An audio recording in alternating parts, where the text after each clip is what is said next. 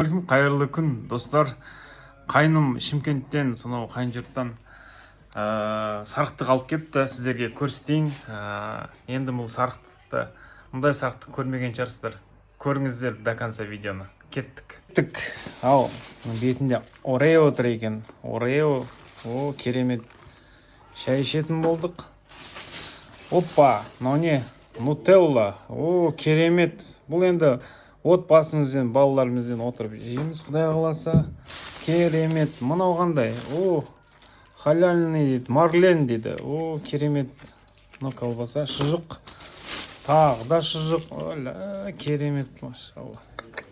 Ал енді мынау не? Сап-сары. Мынау сыр.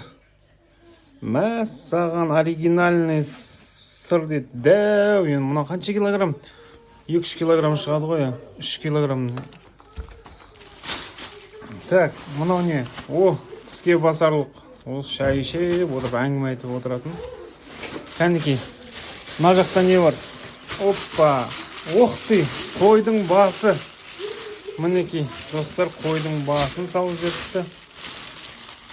Қабыл болсын, құрбандық. Мынаның бәрі ет екен. Мына жерде науат. Мәссаған науатпен шай ішпегелі біраз болды. Алла разы болсын. Мынаның бәрі ет екен, достар. Осы сарықтық, Алла разы болсын. Бәріңіз аман болыңыздар. Керемет болды. Мінекей.